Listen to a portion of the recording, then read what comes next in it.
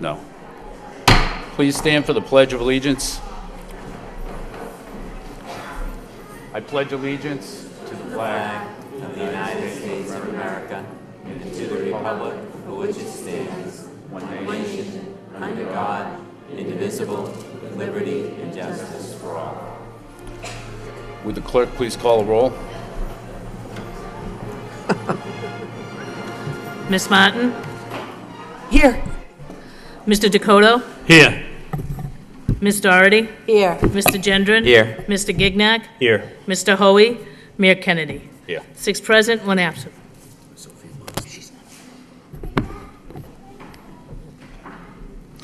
All right, the first order of business is a special order of business, a spotlight on excellence for the summer reading program. Deputy Superintendent Durkin. Thank you, Mayor. As you look around these council chambers, it's pretty amazing to see all these wonderful students with their families here to support them. So I'm going to turn it over to Assistant Superintendent Robin Desmond to share with you our special event tonight. Thank you, Deputy Assistant Superintendent Durkin. I wanted to first start off by saying that this is our 10th year of the summer reading program, grades K to 8. I want to thank our families, parents, guardians, for working with their children at home this summer to encourage summer reading. I also want to thank our staff for supporting this effort, as well as some community partners who helped to provide us with some special promotions to make this a fun event for everybody. I also want to especially thank the Lowell School Committee for always enthusiastically welcoming everybody here and celebrating this summer reading event. So what we're going to do is I'm going to start by reading the children's names in order, alphabetical order by school.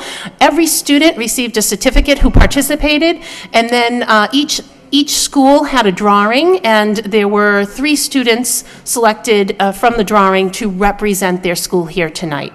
So we will start with the Bailey School. Erin Finn.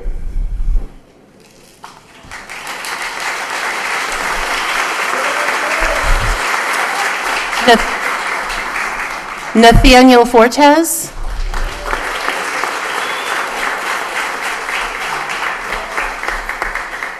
Joseph Nguyen.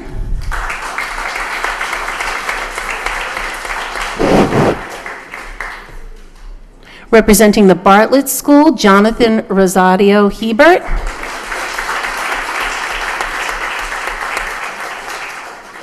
John Mathai.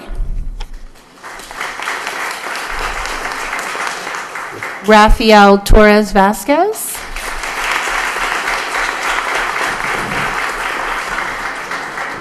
Representing the Butler School, Lawrence Chapu Marks.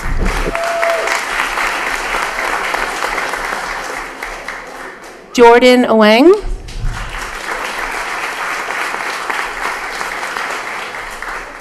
And Veronica Porsang.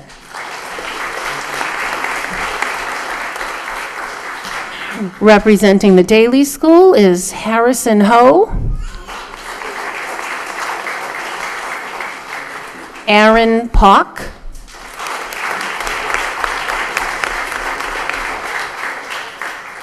Jacob Turgeon.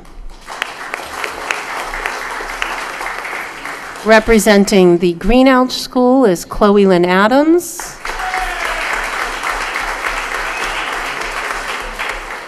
Sulfat Namana.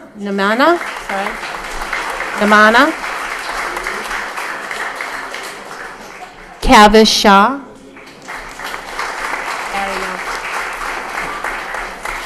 Representing the Lincoln School is Augusta May.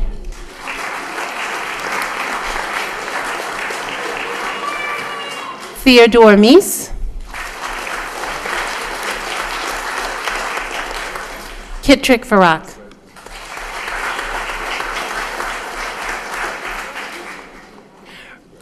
Representing the McCullough School is Justin Ambrosio.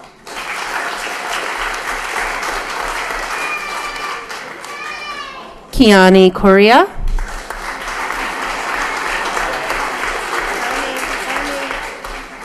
Valentina Marino.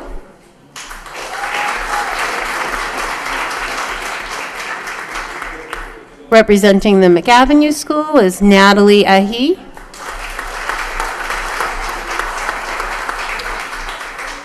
Ryan Hu. Aiden Miranda.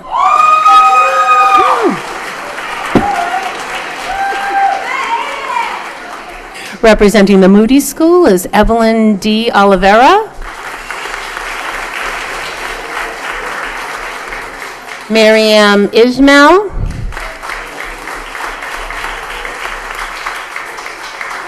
Chase Steinberg.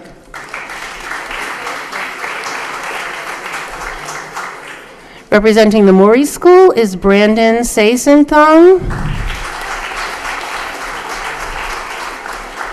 Brian Seisenthong. Nala Sao.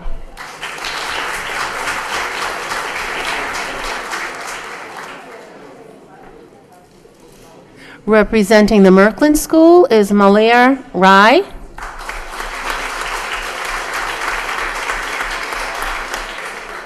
Herminio Sanchez. Ruby Vang. Representing the Pawtucketville School is Nihai Nguyen.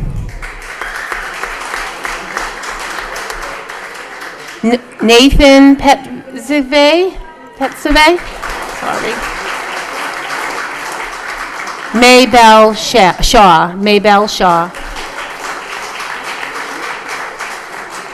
Representing the Pine Arts School is Savannah Bartlett.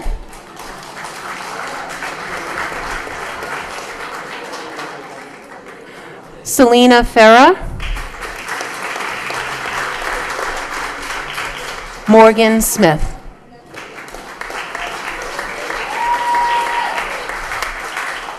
Representing the Riley School is Jonathan Brown. Samara Miranda.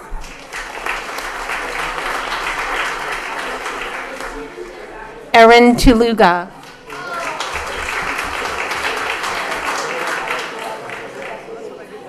Nice manners.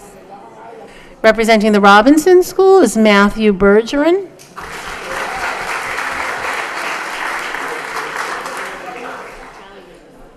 Jetix Bow. Malia Garcia.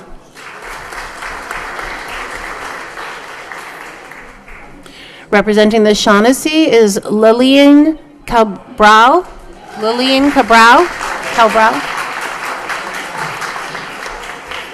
Anthony Martinez. Jasmine Martinez. From the STEM Academy, Rihanna Kinner.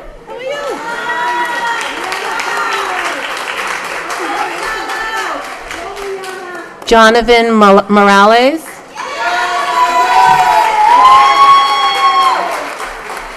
Richard Triv. From the Stoklosa School is Buchanan Chim. Carolyn Chim. Miriam Kang. From the Sullivan School, Matthew Botto.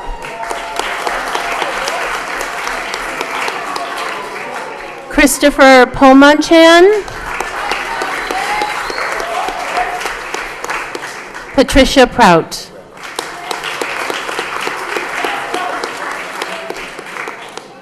Representing the Wang School is Terrence Lawn. Molly Shribman. Julie Thatch. From the Washington School, Joel Camillo.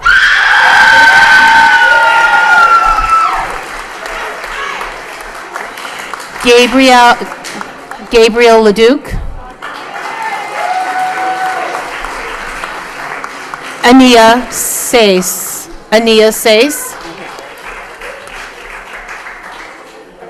That concludes our summer reading representatives. Thank you all, and I'd like everyone to receive a round of applause from the audience.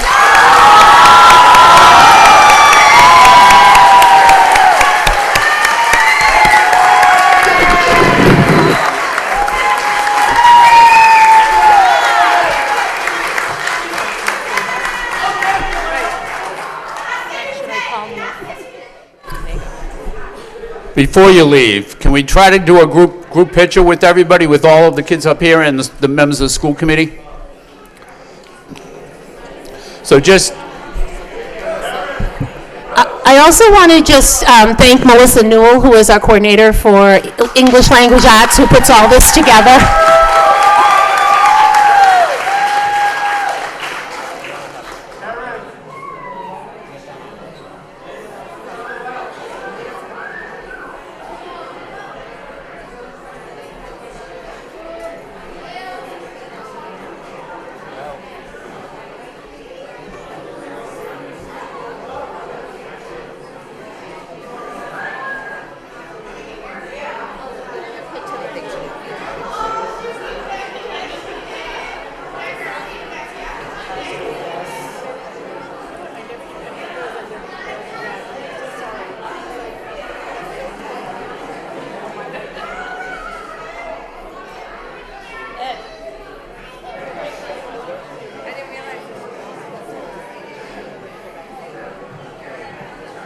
think last year we had a kid climb right up on the table and stand right in the back, if I remember correctly. It's very funny.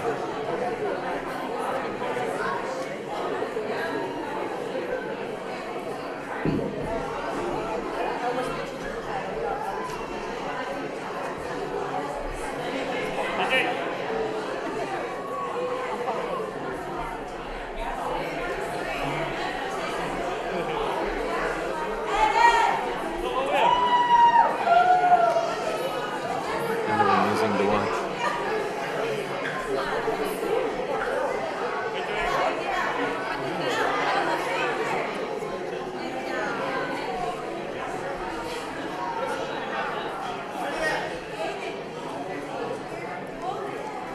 Be a panoramic.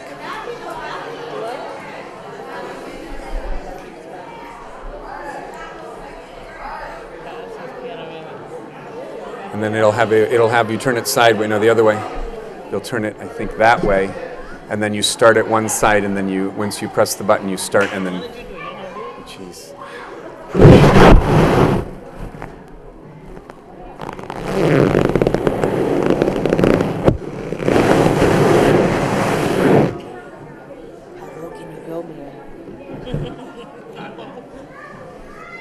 Doing it right? Paparazzi back here. I haven't.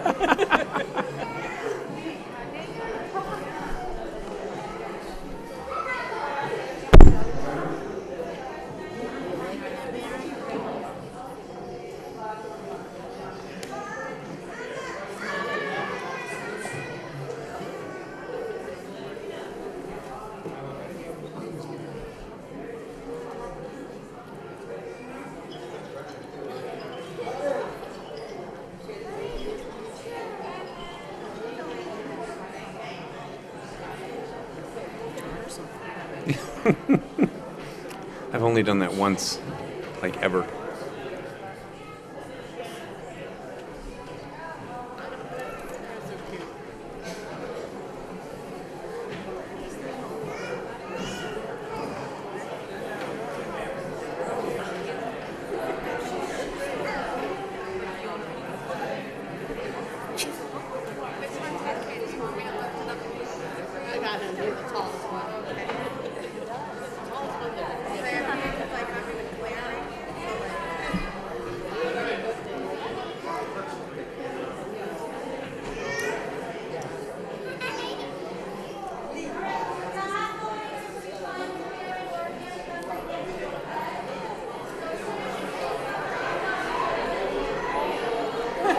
This is the fun part.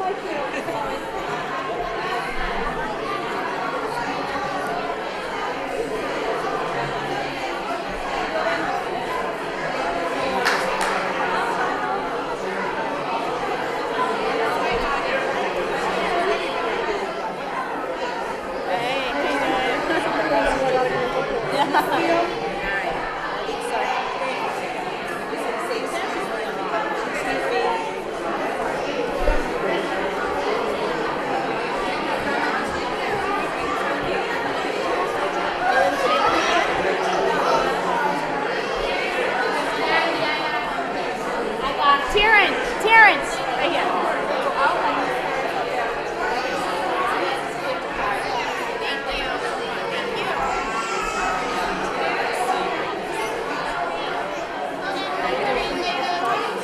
Just keeping the door open. I'm right here.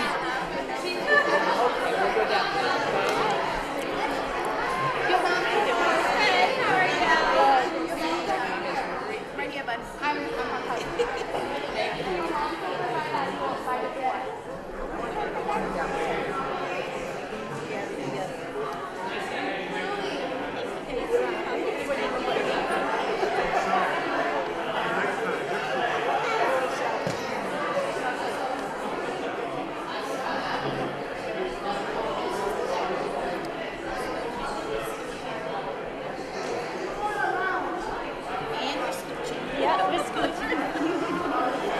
I'm holding the door. All right, Terrence, you know what I mean, Mr. Oh my gosh, Stahl? What are you doing on this stall?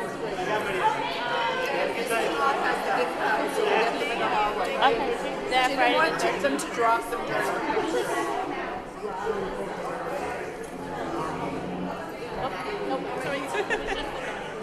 Yeah, no. I'm parked right in front. They got a really great parking space. I was lucky. First time I ever was that close.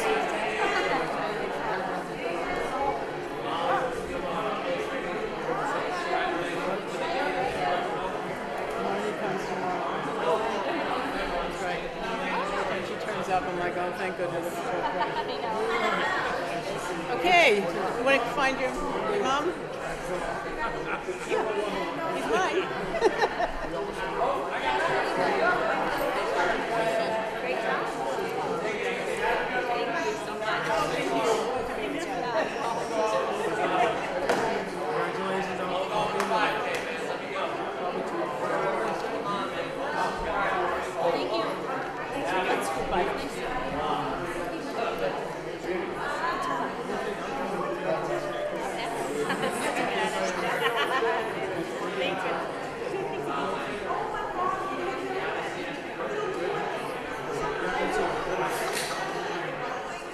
Have a good night. Congratulations.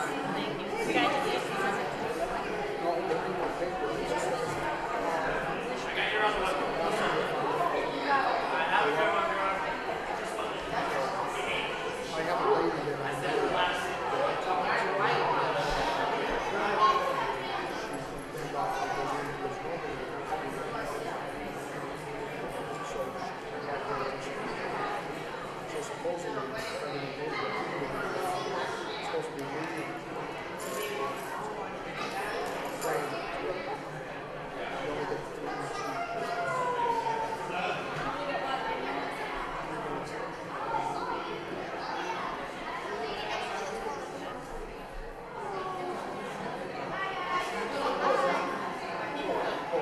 Yeah, that's a nice feature. Yeah, Peter was suggesting. I don't care. We're still waving at you. Right in the middle.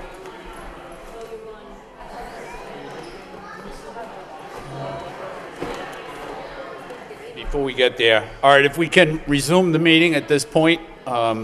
Before we go any further, I would just like to introduce to everybody the new student representative, which will be Sophia Marsden. Sophia, you want to...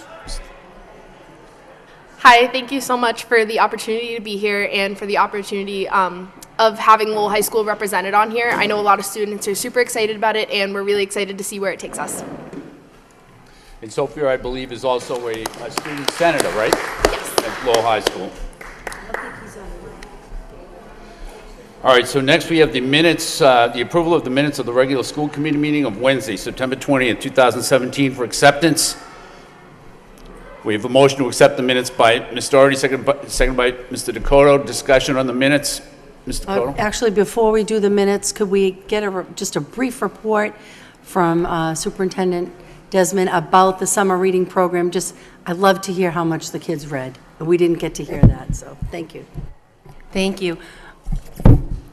So this year, as the children were reading, we asked them to do a couple of things. We asked them to keep summer logs where they recorded their thoughts, feelings, and ideas around what they were reading. We also had them participate in the scholastic reading program where they total the number of books read and minutes. And this year, students who participated read a total of 41,495 books, which totaled 4,559,632 minutes. And although last year we thought we did really well, we increased our number of books by 14,000 books this year. So we really did well this year. And we'll continue to promote that thanks to your help and the efforts of the students and staff and families and community partners continue to promote this further next summer. Thank you. Any further discussion? If not, we have the minutes for acceptance. All in favor? All opposed? So voted.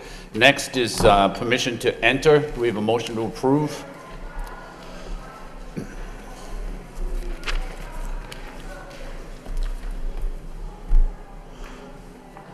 we have a motion to approve from anybody?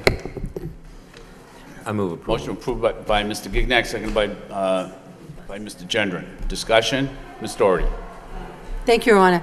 One of the things on the permission to enter is to move forward with a new special education bus company. And I'm not against doing that. I do have a motion on later in the agenda, which, I don't know, do you want to talk about it now or wait till we get to that point? If there's no objection, we could take the motion up at the same time. And also, there were several people, I guess, that wanted to speak on this issue, and none of them have registered to speak, but we've allowed 3 for 3 minutes each.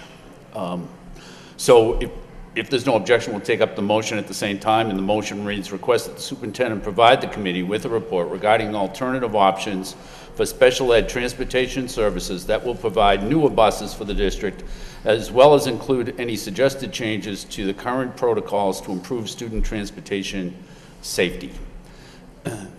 Motion seconded by Mr. Gignac. Ms. Doherty on the motion. Thank you, Your Honor. So part of that is being addressed here with this suggested to move to this bus company, which I don't have strong feelings either way, but I was looking to make sure that whatever we do, we get the newer buses, that the driver has to walk to the back of the bus and push a button or indicate in some way. Without that, there's an alarm or flashing lights or something, you can't leave the bus. And then the other piece of my motion was really to look at, I mean, we follow protocol, and thank God this child was fine, that he wasn't hurt. But I'm wondering if we could beef up that protocol. So that's where I was asking for a report to look at where we called the home and left a message and didn't actually speak with anyone. If there's other steps we could do in those cases where there are young children, and particularly special education children who are not in school, if we had a backup plan. I know with our children, we have multiple contact information.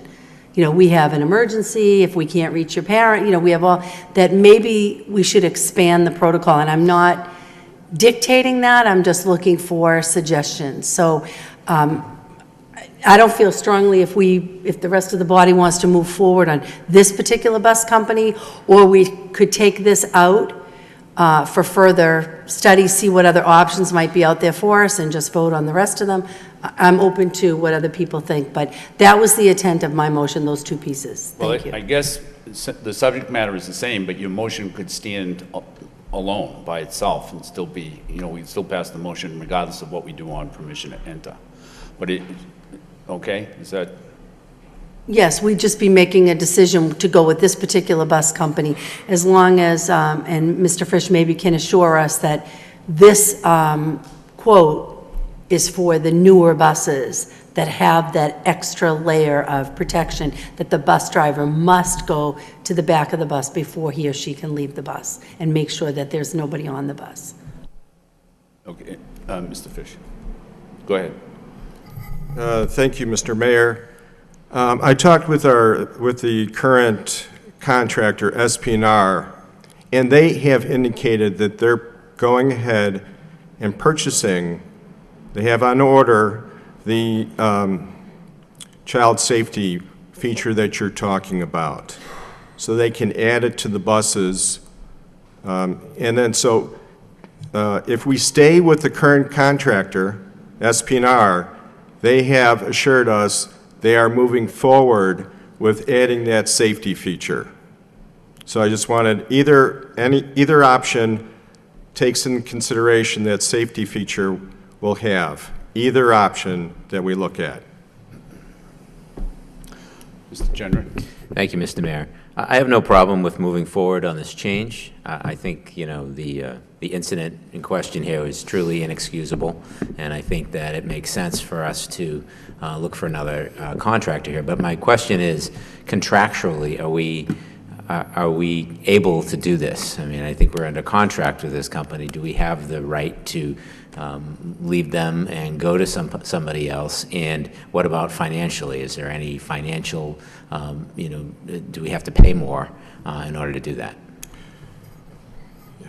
Before we do that, could we hear from the three speakers before everybody kind of takes a position on this, and then, you know, what the three speakers have to say won't really matter very much? Is that okay? We have three people that want to speak on this. So who are the three people that are going to speak? Go ahead.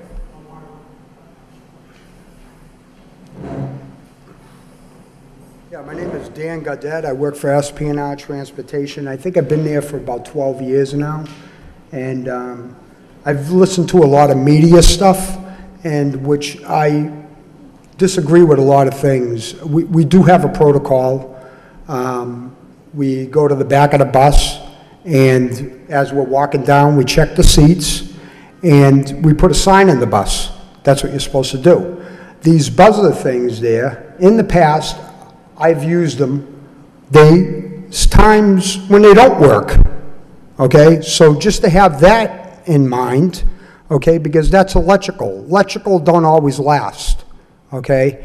And, you know, for degrading the company and stuff for what they do, we have meetings once a month, all the time. We do testing, you know, on every subject. One of them is, you know, for the safety of the children. I pray every day that I don't leave a kid on the bus. I have a special needs daughter, okay? And out of all the companies in Lowell that I've ever had to deal with for her getting rides, SPNR would be the only company that I would send my daughter to. You know, I mean, I'm not just saying that or anything like that. They're a good company, very good. I take pride in what I do, but I pray every single day that I don't leave a child on the bus. But does anybody here in their whole life, people must make mistakes here every day. I know I do, you know? So just because of a driver making a mistake, it means the company has to suffer? No, I don't think that's right. I don't think it's right at all. Because of one person, who's to say that when you bring in the next company, that they don't end up with the problem? What are you going to do then, rebid the thing again? No, you can't do that. You cannot do that. It's not right. It's not right. Nobody thinks of all these things. And, by the way, if I remember last year, the company that bidded, North Reading Transportation, left a child on the bus last year on their bus. It was in the news. You know, so it happens. It happens everywhere. You know, there was a state that had a bus driver and a monitor on it, and they still left the child on the bus. And they had a protocol too. So mistakes happen, you know. There might be something on your mind one day, you know what I mean, that you know, you make a mistake. But everybody, you got to take in consideration, if you end up going for this bid, then you're stating you never ever have a mistake in your whole life, and that's a lie. Everybody has a mistake. I make mistakes every day, you know. And I know Billy, our boss, has talked to people, you know. He feels really bad for what happened. That could have been me. It could have been other drivers here, you know. You're at 3 minutes. So it's, thank you. All right, thank you.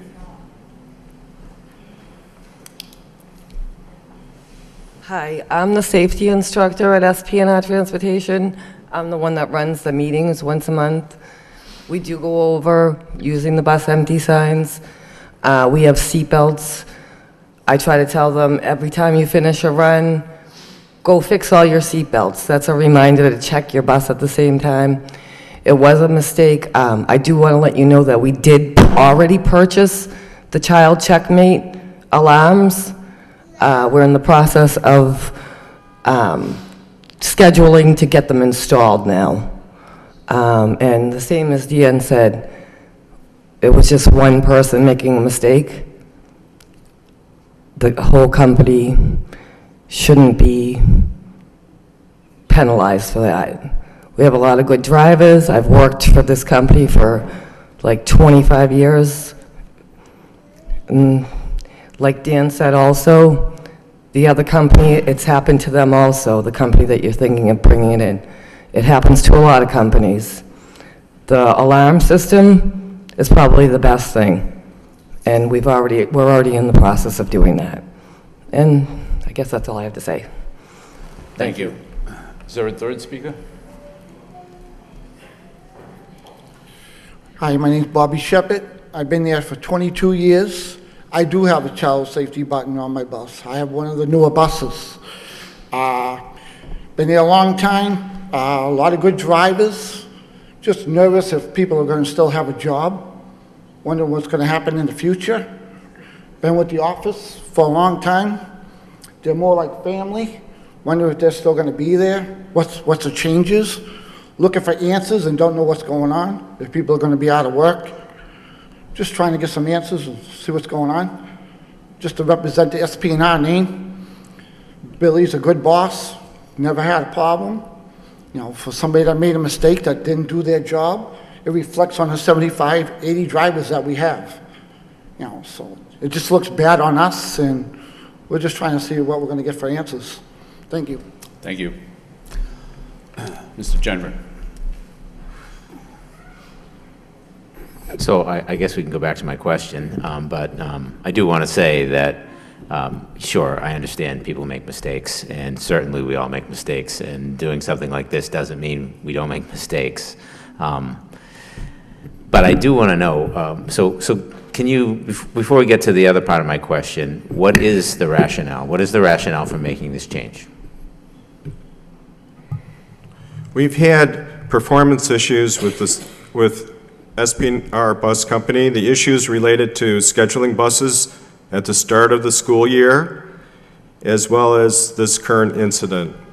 So the city, to answer the question that you posed, can the city terminate the contract? The city may terminate SP&R contract at any time with or without cause upon 30 days written notice to the other party.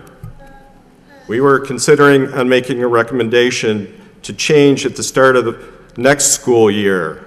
However, after the most recent incident, it caused us to consider to move up that recommendation to now. Another option for the school committee to consider is to bid it out for next school year. So we have essentially two options. One option is to move on this, and the start date would be after winter break.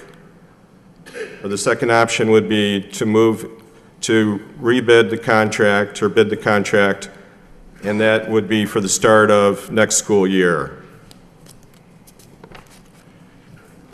In our discussions with NRT, we discussed assuming the SP&R routes, there would be savings from overhead and other efficiencies that would reduce the costs. The bus rates would remain the same as what are currently charged by SP&R, but there would be savings from reduced overhead as well as other efficiencies, totaling over, that's in your memo. The change will take place after winter break if you select this option. We would provide written notice, giving notice to the SP&R with the 30-day requirement. And financially, it's a wash financially? Financially, there would be savings of about I have in your memo, $127,000. Okay. So $127,000 in savings as well with this change. As well, and it would be brand new buses. Brand new buses, $127,000 in savings. Okay, that's all for now. Thank you, Mr. Mayor. Okay. Any further discussion? Mr. Gignac. Thank you, Mr. Mayor. Did the business office reach out to any other vendors besides the vendor that we use for regular ed? No, all the other, as you know, we bid out the NRT contract this year. There was only one bidder, NRT. It takes a large bus company to be able to handle this activity. Sure. Okay. So there wasn't any other bidders that we called or we knew of. Okay. Is there the opportunity to perhaps award a one-year contract with the option to renew year 2 and 3?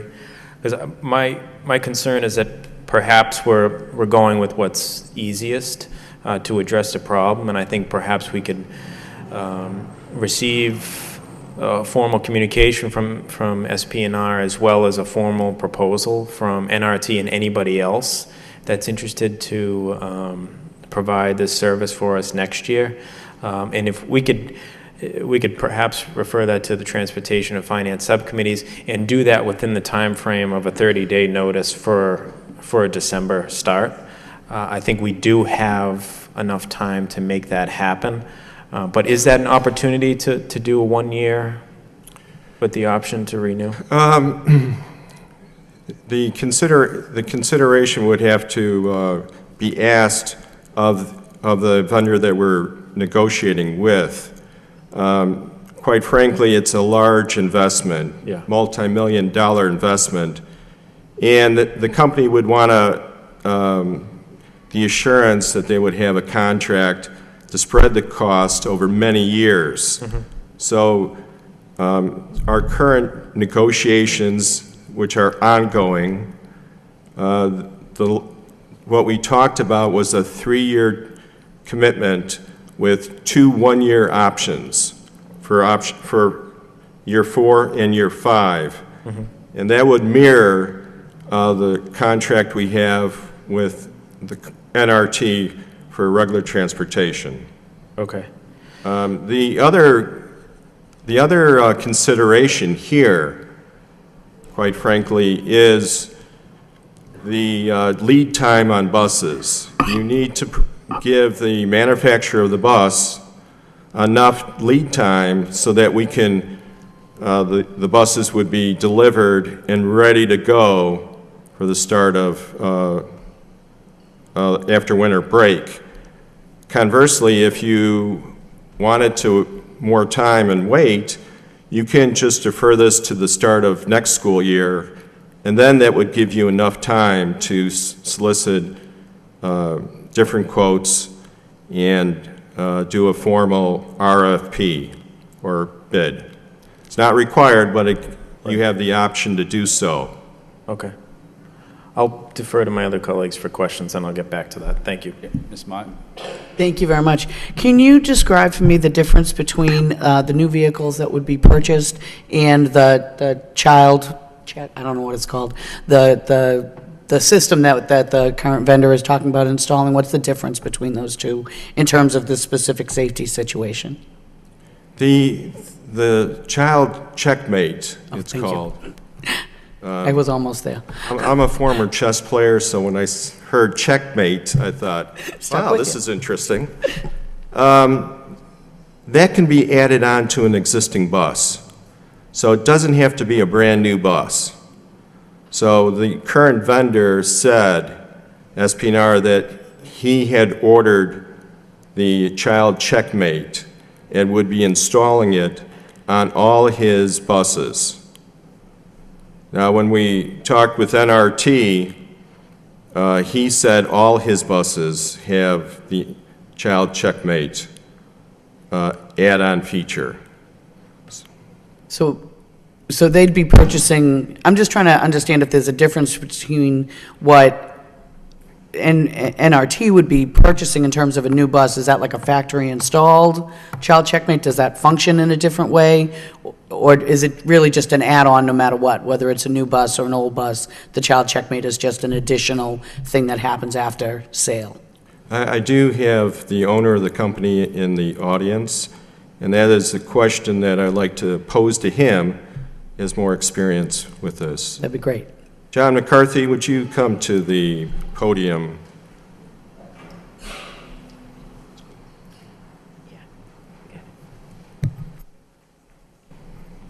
Could you answer Good evening.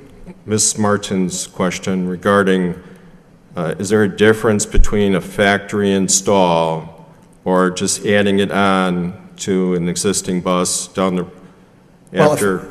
Sure. A factory installed, let me just start. I started putting child checkmates in my vehicles 15 years ago. I have 1,500 vehicles in the state of Massachusetts, and every single one has it.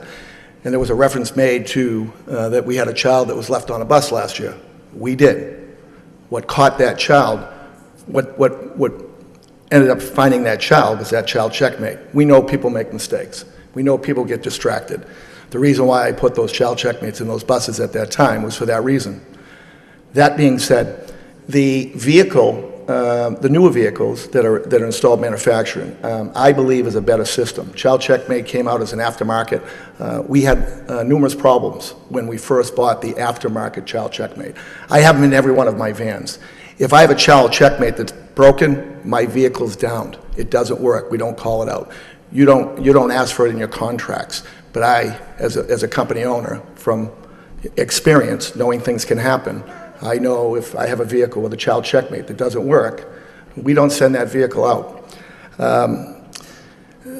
The newer bus, the newer bus speaks for itself. They're brand new vehicles. They're efficient. The reason why we were able to assume over the rate that we first talked about with Gary is because they're so efficient, and because we have so many vehicles in the area, we're able to reduce cost by reducing the routes. That's what we're looking at.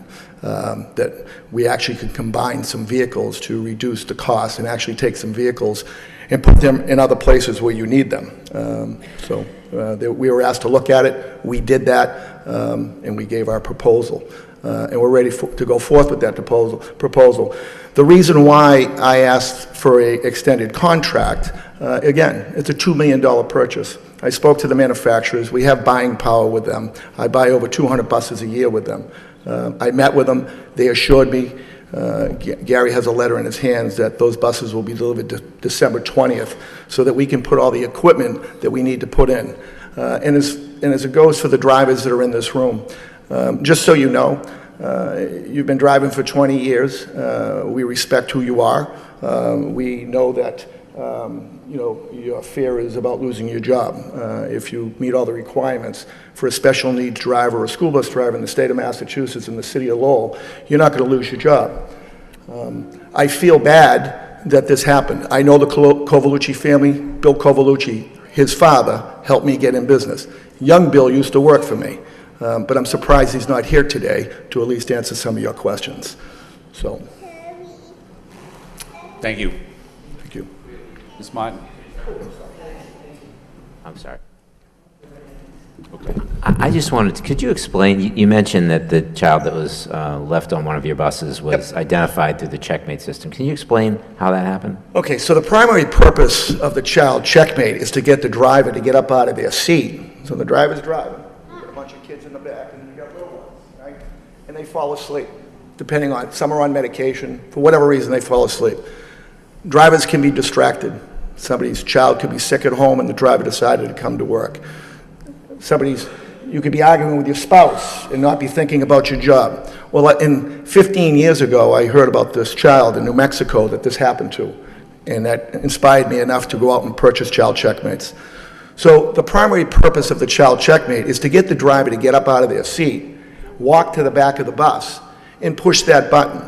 Now, if he fails to follow that procedure, or she doesn't follow that procedure, and if for some reason the monitor doesn't catch it, because the monitor is not responsible for pushing that button, if they exit the bus and turn the bus off, that bus will sound like you're trying to steal it. Lights, horns, action. That's exactly how the process goes. When they were saying that we had a child that was left on a bus, it happened. I knew it could happen. That's why I installed the child checkmate. The driver didn't follow the procedure. The driver went to the school, pulled back into the bus lot, parked the bus. The child was on the bus for an extra 15 minutes. When he got off the bus, he walked into the office. Before he got into the office, the horn started beeping. We terminated that driver. Again, it does happen. I'm not saying it'll never happen ever again, but I believe with the management that we have and the systems that we've put into place, that will make sure that we reduce the risk of that ever happening again. So, thank you. This, They have a tendency, some of the drivers turn it on auxiliary. yeah, this isn't a public hearing, okay? He was called to the microphone. That's different from just raising your hand. Mr. Gendron. I'm all set. Thank you, Mr. Mayor. Okay. Ms. Doherty? Everybody's all set? All right, so first we'll vote on the motion, then on permission to enter, if there's no objection, on your motion. Could I just ask, how long have we been working with SPNR? It's been, I don't have the exact date, but I'm believing it's 20 years is what I've been told. I would have to verify that, but that's what I've been told.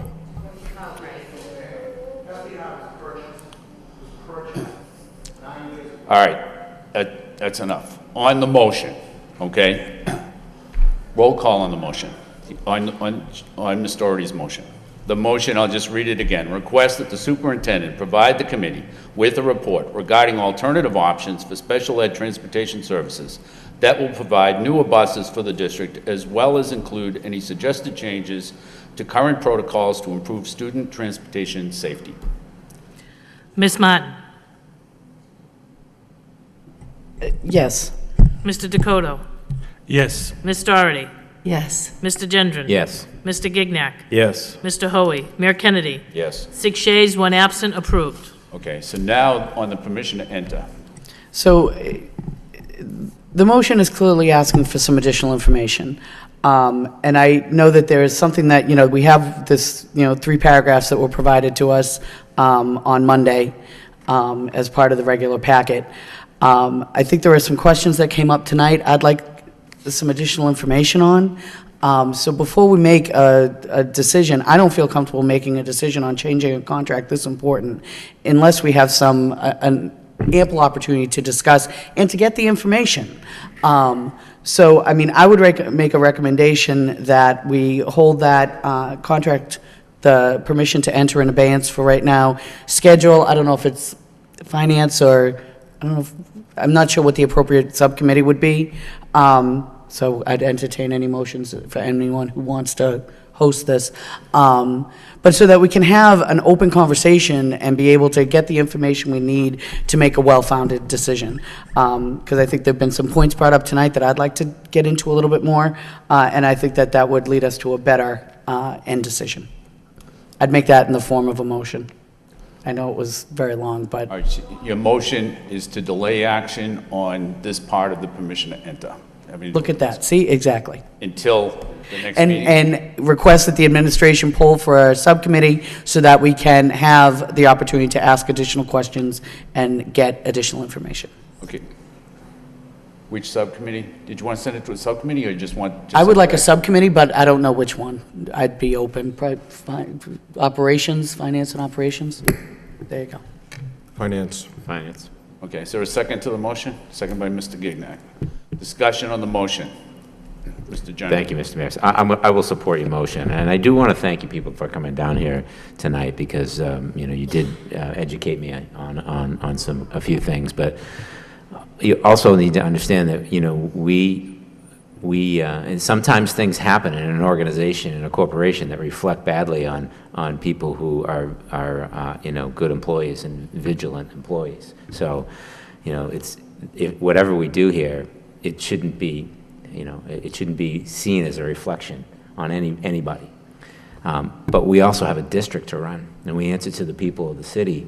And incidents like this, that reflects pretty badly on us, right? Because we got a promise that this kind of thing wouldn't happen.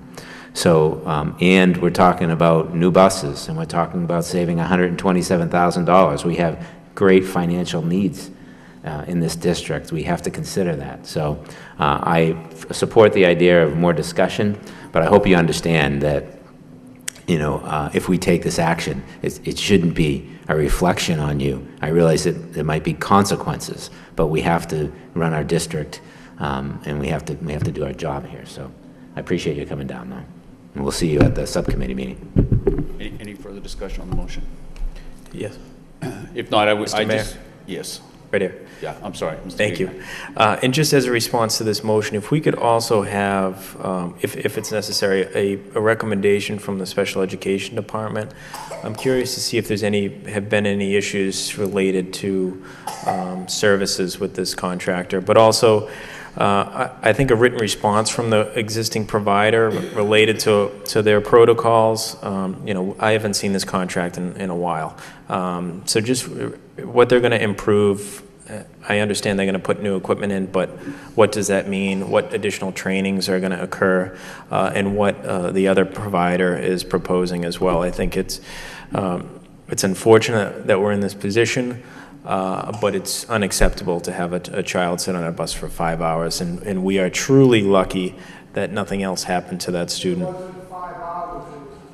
Excuse me, you're out of order, all right? Yeah. Go ahead, Mr. Gignac. Thank you, Mr. Mayor. 15 minutes is far too long, but as chair of the Finance Committee, I'm happy to host this meeting, and I think we can do it before our next full school committee meeting and take action that evening. Thank you. Thank you. Any further discussion? Could I just ask you to, Deputy Superintendent, why was this recommendation, why is the superintendent making this recommendation? It's beyond just the incident of last week, isn't it? Yes, as Assistant Superintendent Frisch mentioned, there were some scheduling concerns that were articulated at the start of the school year relative to us providing information to SPNR and not having the students scheduled on the buses as we had anticipated. Okay, and if we were to vote for this, the superintendent's recommendation, this would not be implemented until January, is that correct? That's correct, Mr. Mayor. And why is that? Yeah, that seems like a natural change, and it takes time to order the buses. So the NRT had indicated that he can have the buses delivered by December 15th, 2017, if acted upon. So that is why it wouldn't start until the next calendar year. Okay, so we have nothing to lose by waiting 2 weeks for more information. That's correct. Okay. My understanding, that's correct. Go ahead. Do you want to? Could you go by the mic? I'm not saying this to waive your opinion either way. Listen, I like Billy, I like the Covolucci family, and I was speaking to her this morning. If you don't make this decision tonight, those buses will not be delivered in time for the transition. They're being made. If you go to another contractor, these buses are very specific. They're made for a specific use, and they're not a bunch of them hanging around. If you asked me to do this over the summer, I had 32 of them hanging around, but we sold them. So long story short, I talked to the manufacturer. If I don't put an order in by next Thursday, they will not be delivered on the time that he guaranteed me that they would. Just a time frame for manufacturing. So, just so that we're clear, what he indicated was that the buses would be delivered in early December. Early in December, which will give us... Yeah. If we wait the 2 weeks, right. That doesn't mean that they'd be delivered at the end of December? Well, I can't. I'd have to call him and find out, but understand, they have to go through a Massachusetts state inspection, 1, then the registry has to come out and check them, 2, we have to put GPS. It's going to take us a little while to prepare them to get them on the road. If you want to start the day that we come back from Christmas break. Okay. Mr. Gendron. Mr. Mayor, we could do a subcommittee of the whole before next Thursday, and then we could take action on this motion right at the subcommittee if we wanted to fulfill the request to get more information and still take action before next Thursday. Okay, did you want to suggest So I guess that I'd suggest we change it to a subcommittee of the whole, before next Thursday so that we could gather more information and take action. All right, Ms. Martin? You good with that? Yep, that's fine. I'm just looking at next week. I don't know what the schedule is like, so. Okay.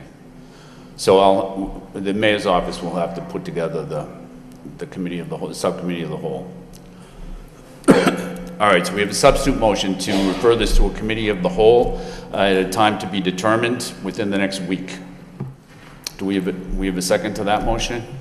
Second by Ms. Martin. Discussion on the motion. All in favor, all opposed, so voted. The rest of the permission to enter.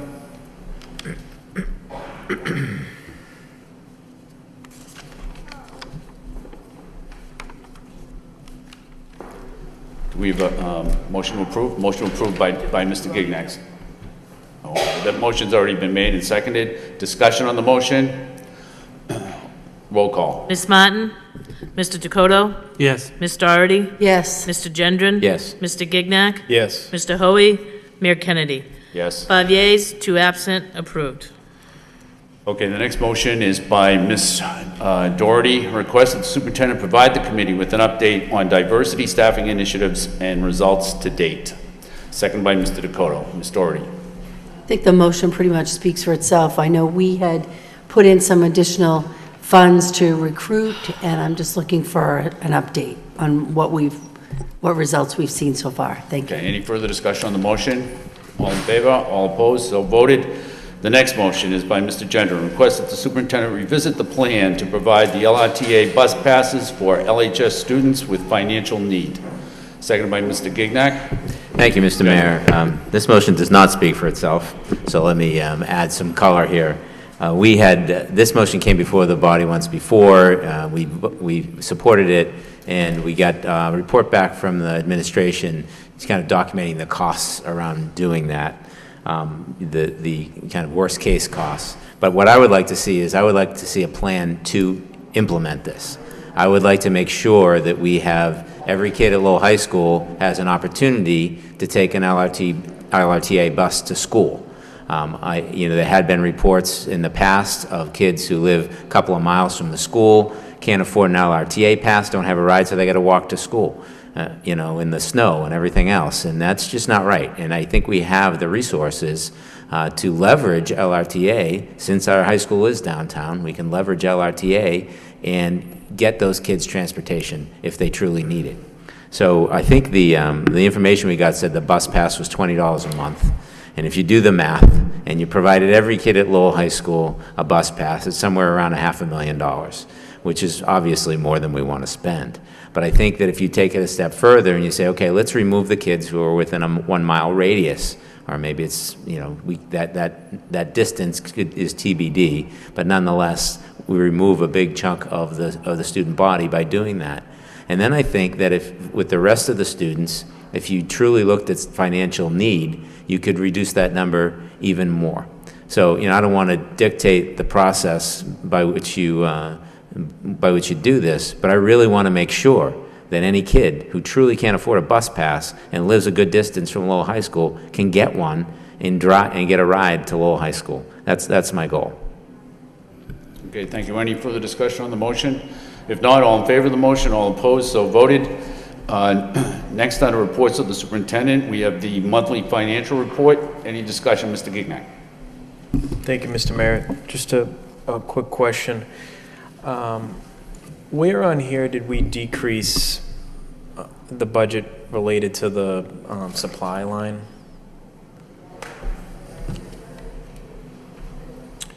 The $600,000 that we were talking about, that was in suspense. So, and then there's $250,000 that's coming from the city. So the $850,000 was not put into the suspense account. That was going to take care of the increases in the salaries that are due to increase mid-year. So we haven't changed the budget from what we had presented, except reduce the suspense account from $850,000 down to 0. So that's where the money is sitting. And then we will make adjustments as we do budget adjustments throughout the year to then reduce the money in the areas that were voted on.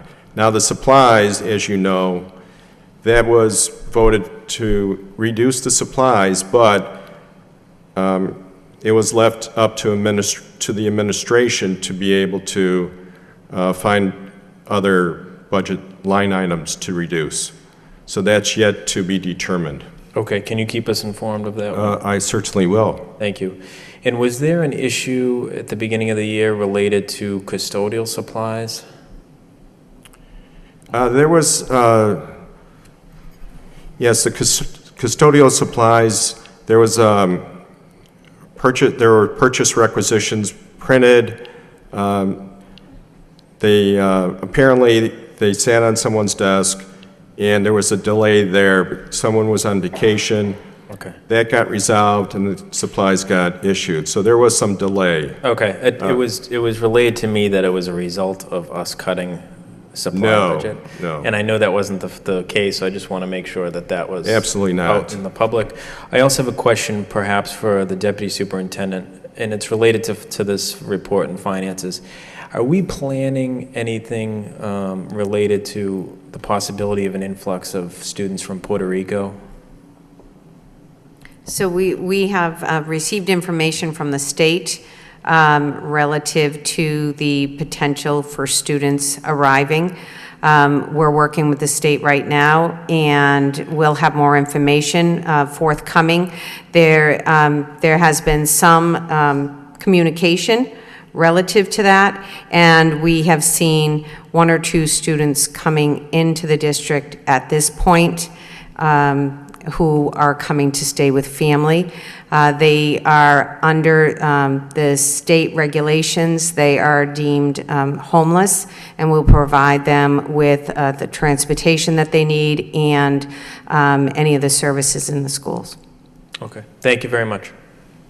Any further discussion? Ms. Martin? Thank you very much. Just a follow-up question to Mr. Gignac. So when we talked about the supplies, I do believe that the committee was pretty clear. We were talking about central office supplies. We were not talking about supplies that would either impact the custodians or anything at the school sites. So just to be clear, we were talking about a central office focus for those exactly. cuts. Okay, just wanted to be, I know you guys know that, but for anyone who's watching. Ms. Doherty. Thank you, Your Honor. Through you to the Assistant Superintendent of Finance. I have a question on the, at the bottom of the monthly budget report, the first page, you mentioned the water and sewer account will be reimbursed by the food service revolving fund at year end. And then later on the report, on page 4, you have that water and sewer item 537,600 and the negative of $43,448.39. Can you explain that to me? I'm not even sure why we're paying water and sewer, and if we are paying water and sewer out of our budget, why is a percentage of it being charged back to food services? Yeah, I'd be happy to answer that question. The bottom of the memo talks about, explains all the negative balances. So because that was a negative balance, it prompted a footnote here so that where you read the water and sewer account will be reimbursed by the food service revolving fund. I want to call to your attention, this was part of the budget that was approved. We have about $1.8 million from the food service revolving fund that reimburses indirect cost. So the water and sewer account is part of the utility cost that is reimbursed by the food service because the food service program does utilize utilities. So does that mean we're paying the city for the water and sewer, or it doesn't come out of maintenance of effort then? Those, I'm not exactly sure who we pay on the water and sewer, but it's a direct charge. So it is charged. It's not part of the maintenance of effort. This is a direct charge that we are paying, unlike the electricity, which is maintenance and effort. The electricity is not the water and sewer. Okay, thank you. Any further discussion? If not, we'll move on to the next report, which is overtime payments. Any discussion regarding overtime payments? Mr. Gignac. Thank you, Mr. Mayor. Question related to, I understand the rationale behind the additional pay for the clerks and the Family Resource Center. With that additional monies, was that just charged to the salaries line? I know that there's no general overtime line item. Yes, that is correct. Okay, okay. And another question, stipends, those are not included in this report, correct? Correct. This is custodial and clerical. Okay. But if somebody was to receive, if an administrator was to receive a stipend outside of their contract, shouldn't they appear on here? I can add that to this report. Okay. And then if an employee is guaranteed, I wouldn't consider it additional pay, but there's a few people on here I think probably shouldn't, but then there's more that probably should. But we can talk about that offline. But if you could just include everybody else that everybody else, yeah. Certainly. Thank you very much. Ms. Doherty. Thank you, Anna. I guess one of the things that jumped out at me was, and I don't really understand why the number would get so high. We have one senior custodian who got $3,176.42 in overtime pay in July and $3,920.61 overtime pay in August. So that's a total of $7,097.03 for July and August in overtime for one particular custodian at one particular school, the Rogers School. And I noticed you had a little footnote about moving central office saved substantial money. Yes. Can you explain to me what, I mean, $7,000 in 2 months of overtime? If you figure 20 working days for each month, so you take 40 working days divided by that, it's $177 a day in overtime. It just seems like a lot, and I'm trying to understand what was that in July and August? I'd be happy to explain that. That's atypical. As you know, the summer is a very hectic time period, especially when you're having construction done at your school. So the Rogers had 6 classrooms that were remodeled during the summer. This particular custodian was short one custodian in his building, so he was entitled to man out overtime hours per the union contract. In addition, he had CTI overtime hours. Now there's an after-school program at the Rogers STEM Academy, and that went from 3 to 6. His work day ended at 3 because he worked 7 to 3 in the summertime.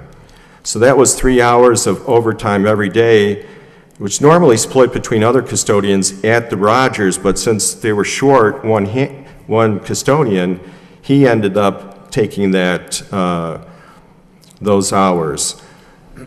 In addition, there was overtime hours to be approved, that were approved for cleaning. The major remodeling ended the weekend before the start of school, so he had to work over the weekend to get the school ready for the start of school. In addition, he was part of a crew that moved the central office from 144 to 155, as well as other moves for the new CSA day school in Methuen. So, by the way, I would like to point out that we had a contractor give us a quote on the moving costs, and that cost was $20,000. We ended up spending $6,000 on our custodians for overtime, we reduced costs by $14,000. So I know it looks a lot, but there was a lot done, and it was a combination. No one thing added up to that $7,000 you talked about. Ms. Doherty? Is that, okay. Any further discussion on item 2? If not, we'll move on to item 3, which is the nursing staff report. Any discussion? If not, we'll move on to item 4, the security system status. Mr. Dakota. Could we go back to the nurse thing for a second? Sure. Thank you. I had a question. Is the person here? Okay.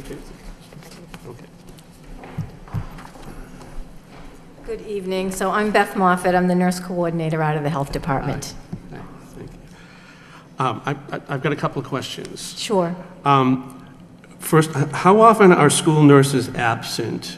Not specific ones, just in general.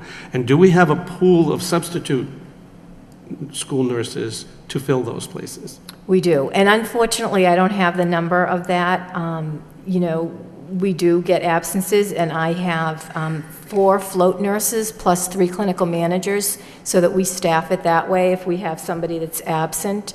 I have a pool of 9 subs.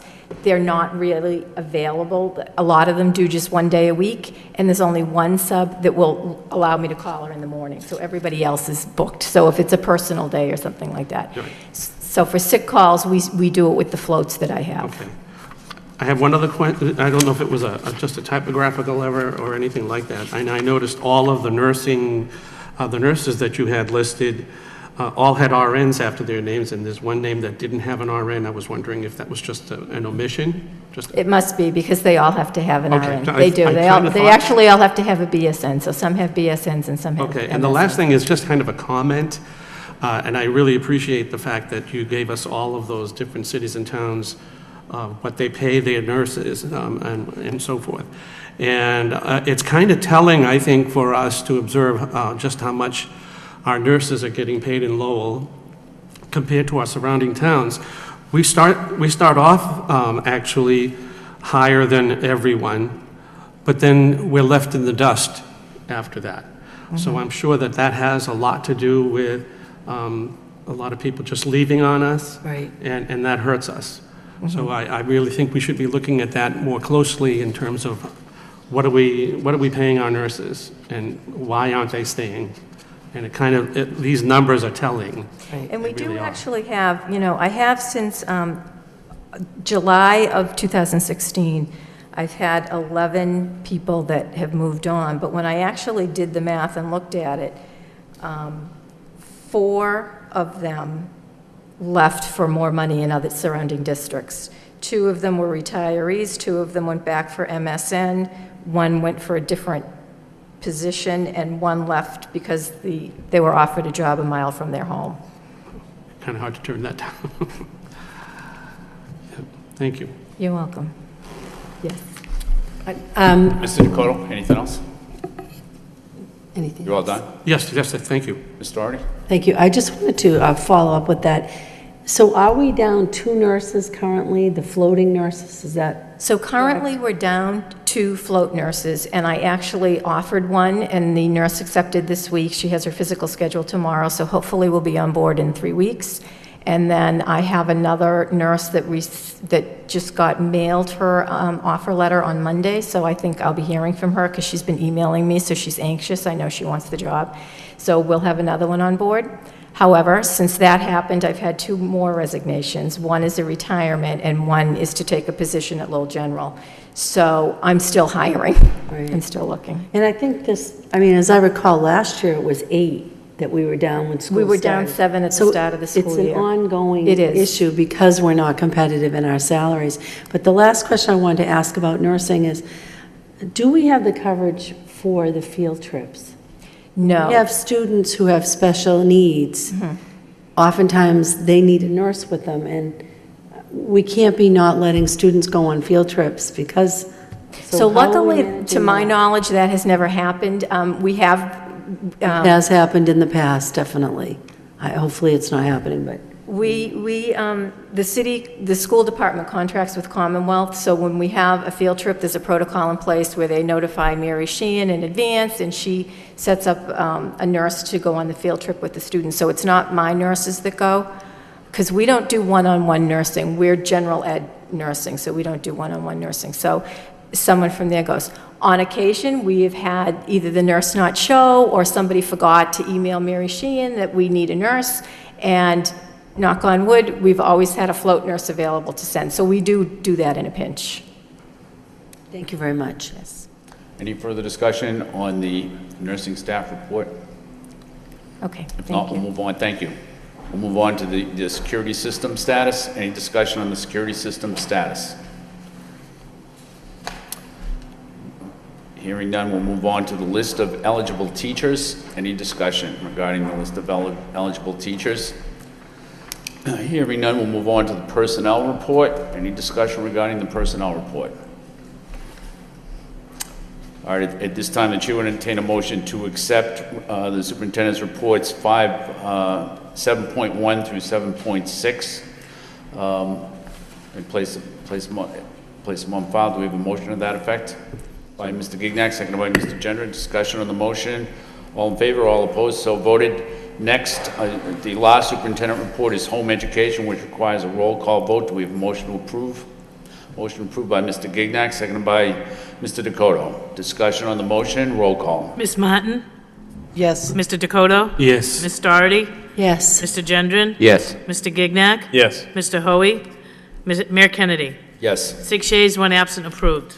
Next, under new business, we have a vote to accept a grant award in the amount of $1,370 to the Butler School from the GE Igniting Minds program. Do we have a motion to accept by Ms. Doherty, second by Mr. Dakota? Discussion, roll call. Ms. Martin? Yes. Mr. Dakota? Yes. Ms. Doherty? Yes. Mr. Gendron? Yes. Mr. Gignac? Yes. Mr. Hoey? Mayor Kennedy? Yes. 6 yeas, 1 absent, approved. Next, we have approval of an educational research request. Do we have a motion to approve? So motion approved by Mr. Generman, seconded by Mr. Dakota. Discussion, Ms. Martin. Thank you very much. I was just curious if we have any of the kind of like the instrument that Ms. Duda is going to be using, some of the background information. I mean, obviously, she's coming into a brand-new position, and I applaud her ambition to want to do this right now, because that's got to be a lot. But just to, the question she's going to be asking, if we could get a little more background information on that. Certainly. Thank you. Any further discussion? Roll call. Ms. Martin? Yes. Mr. Dakota? Yes. Ms. Doherty? Mr. Gendron? Yes. Mr. Gignac? Yes. Mr. Hoey? Mayor Kennedy? Yes. 6 yeas, 1 absent, approved. Next, on the convention and conference request, we have 2 requests. We have a motion to approve the requests by Ms. Martin, seconded by Mr. Gendron. Discussion, roll call. Ms. Martin? Yes. Mr. Dakota? Yes. Ms. Doherty? Yes. Mr. Gendron? Yes. Mr. Gignac? Yes. Mr. Hoey? Mayor Kennedy? Yes. 6 yeas, 1 absent, approved. That concludes the agenda. The chair would entertain a motion to adjourn by Ms. Martin, seconded by Mr. Gignac. All in favor, all opposed? Stand adjourned.